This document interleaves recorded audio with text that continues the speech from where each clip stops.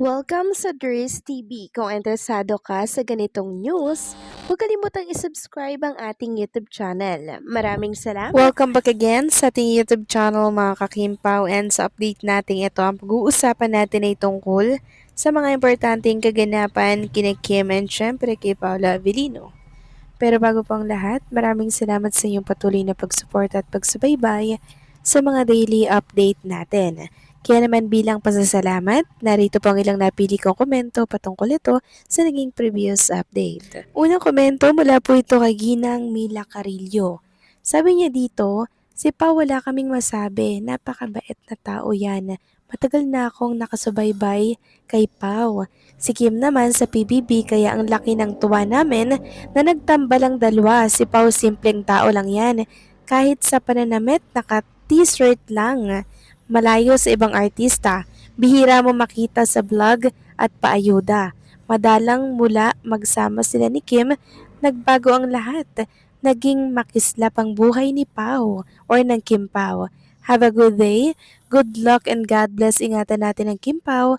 Nandito lang kami sa paligid. Maraming salamat po sa komento, Ginang Mila Carillo. Yes, tama po kayo dyan.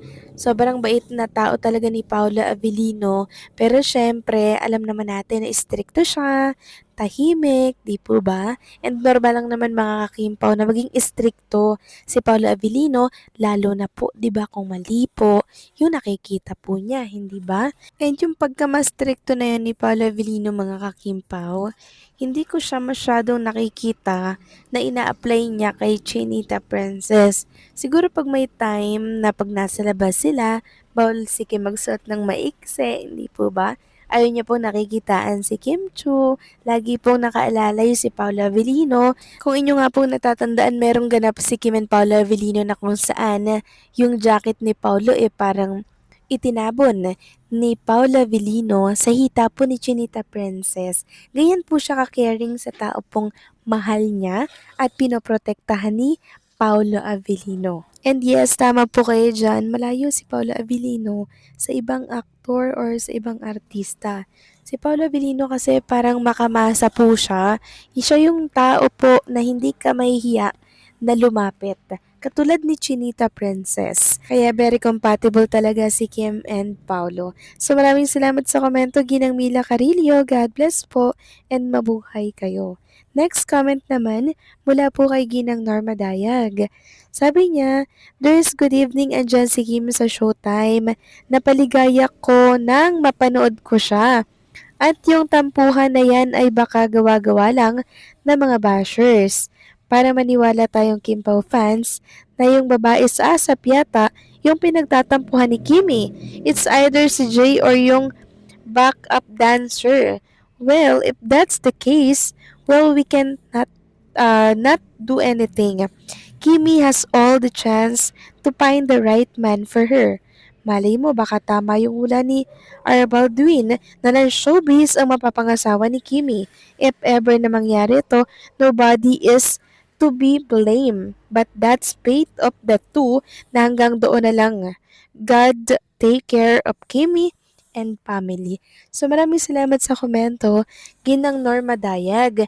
So ngayon naman may lumalabas na nagselos daw si Chinita Princess, ganun po ba? So parang wala naman ako nang babasang ganyan dahil wala naman ako nakita po na parang nagtampo si Kim Chu sa backup dancer or kay Jay kasi malawak po ang isip ni Chinita Princess mga kakimpaw eh. It's either gawa-gawa lang talaga mga kakimpaw para syempre sirain si Kim or si Paolo sa mata po ng mga Kimpaw fans. Tungkol naman po sa hula ni Rudy Baldwin, Ginang Norma Dayag, hula lang naman po yun. Wala po siyang basihan kasi tayo pa rin po ang gumagawa ng ating kapalaran. So maraming salamat sa komento, Ginang Norma Dayag. God bless po and mabuhay kayo. So ito na nga, pag-usapan na natin ang mga balita po na nakalap natin. Sa gabing ito, tunahin na nga natin pag-usapan ng tungkol dito sa video na napanood natin mula po sa isang Kimpaw page. Dito po yan sa Facebook. So nakita ko dito na nasa labas po ng studio si Chinita Princess. So parang pasok pa lang siya ng It's Showtime or pauwi na po siya mula po sa studio. So napansin natin na talaga ng napaka down to earth niya kasi meron tayong nakita ditong ilang mga fans na nagpa-picture sa kanya, nag-hug sa kanya at isa-isa niya po itong pinagbigyan. Ganyan po siya mga kakimpaw. Sobrang napaka-down niya po, 'di ba? Yung kanyang paa lang nakatapak sa lupa. Kaya naman nang makita rin ito ng mga Kimpaw fans, sabi nila ang bait daw ni Chinita Princess at talagang pinapansin yung mga fans na talagang nagpapapicture sa kanya. Sabi dito ng ilang mga netizen, no? Ang bait talaga ni Kimi, pinagpapapansin niya yung mga fans niya. Sabi pa ng isa, ang bait naman ni Kim Chu. Siya ang lumapit sa mga fans niya para mag-hi lang sa kanila. Kung inyong natatandaan mga kakimpaw, may statement po si Chinita Princess, 'di ba? Nung binigyan po siya ng award for loyalty. And sinabi niya nga doon na importante talaga yung attitude dito sa showbiz industry. Dahil sa tinagal niya mga kakimpaw, 20 years dito po sa showbiz industry, never po siyang nalaos, never siyang nabakante, at never po siyang nawala sa limelight. Dahil yon sa magandang pakikisama niya po sa management, sa mga nakakatrabaho niya. So yan po yung sikreto mga kakimpaw kung bakit tumagal si Kim Chu ng 20 years, 2 dekada sa showbiz industry. Samantalang next topic naman tayo, pag-usapan natin mga kakimpaw, itong pagsawsaw na naman ni si Yan Lim sa Kimpaw. Sabi kasi dito sa isang write-ups, alam mo na Paulo Avellino, si Yan Lim game idirek si Kim Chu. Diretsahan naming tinanong si Yan Lim kung willing ba siyang magkaroon ng reunion project with Kim Chu. Sabi po ni Yan Lim, any project will do, wala naman pong ano, di ba? Parang we just want to do our job.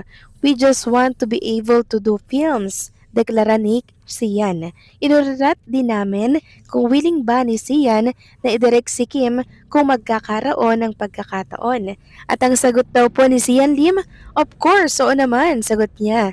Bilang direktor, may mga gusto ba siyang idirect na local artist? So syempre hindi na po natin yon isasama dito, no? Yung kay Kim Chu lang po yung itatopic natin. So ang tanong, Sian Lim, gusto ka bang makatrabaho ulit ni Chinita Princess? So yun yung importanteng tanong doon. Kasi kahit gustuhin man po ni Sian Lim na makatrabaho muli si Kim Chu, hindi po yan tatanggapin ni Chinita Princess. Kasi super awkward nun mga kakimpaw, di ba? Makakatrabaho mo yung taong nang loko sa'yo. Ganyan po si Chinita Princess kahit kay Gerald Anderson, naiilang na po siya. Pero nakikisama siya, pero yung makakasama mo sa isang project, yan yung ayaw na ayaw ni Chinita Princess. Kaya ex na po agad si Yan Lim kay Kim Chu. Kahit ano bang project yan, siguro tatanggihan yan ni Chinita Princess. At ginagalang naman natin mga kakimpaw yung magiging decision niya. Dahil alam natin kung saan nagmumula si Chinita Princess at kung gaano siya naghirap para lang makalimutan yung ginawang pangloloko ni Yan Lim sa kanya. Kayo ba mga kakimpaw, ano po ang masasabi ninyo dito? Please comment down below and syempre, don't forget to like, share, comment, and subscribe.